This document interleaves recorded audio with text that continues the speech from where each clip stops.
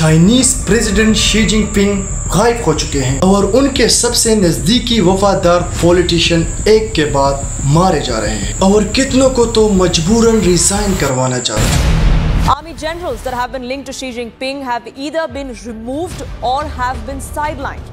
General He Weidong, Vice Chairman CMC, General Miao Hua, who is the General Chief of Political Work, General Lin Xiangjiang, who is the Commander of the Eastern Theatre Command, the PLA Rocket Force and also the Western Theatre Command. The Xi loyalists have been removed.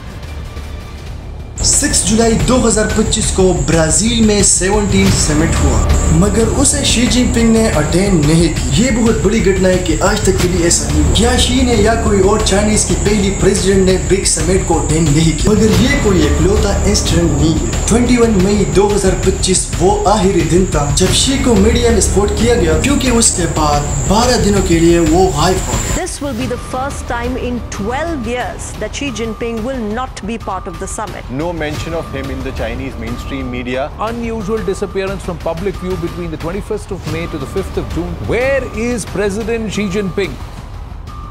अजीब बात यह है कि वो पूरी China में एक बार भी नहीं देखे। 3 जून 2025 इस तारीख को Belarusian president Alexander Lukashenko Xi Jinping से मिलने वाले इकलौता इंसान थे और उन्होंने शी जिनपिंग से मिलने के बाद अपने प्रेस कॉन्फ्रेंस पर जो बातें दुनिया के सामने रखी, उस कहानी में एक नया मोड़ आया। अलेक्जेंडर का कहना था कि शी जिनपिंग प्रेसिडेंट पेरिस में नहीं, एक छोटी सी घर में रहते थे, जहां उन्होंने अलेक्जेंडर के साथ ऑफिशियल मीटिंग कर ली। उनका कहना यह था कि इतिहास में यह पहली बार होगा एक ऑफिशियल गवर्नमेंट पेरिस को छोड़कर एक छोटे से घर में देश की प्रेसिडेंट के साथ मीटिंग की हो। उस मीटिंग में शी जिनपिंग के साथ ना कोई ऑफिसर ना कोई ट्रांसलेटर नहीं थे, जो कि आमतौर पर उनके साथ होते हैं। इस पूरी मीटिंग में अलेक्जेंडर ने शी जिनपिंग की सेहत के बारे में कुछ अहम चीज ऑब्जर्व की। इस पूरी मीटिंग में शी जिनपिंग बहुत थके हुए और डिस्ट्रैक्टेड लग रहे थे कि वो बहुत बीमार लग रहे थे। इसके बाद चाइनीज पीपल न्यूज में एक खबर पब्लिश होती है, शी बहुत बीमार है और उन पर मल्टीपल हार्ट अटैक आ चुके हैं, मगर वही इकोनॉमिक काउंट पर कहा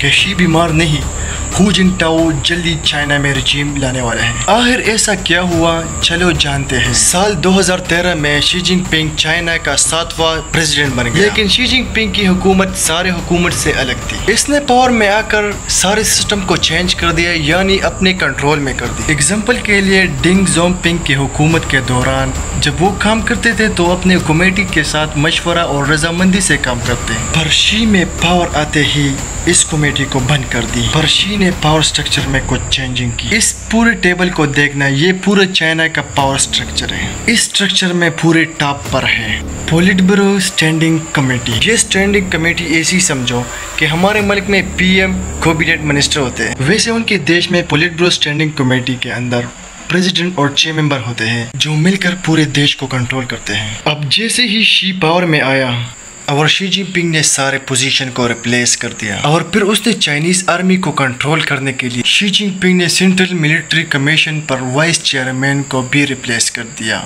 तो दोस्तों आज के लिए ये वीडियो काफ़ी है, अगली बात करेंगे नेक्स्ट वीडियो में। Bye bye.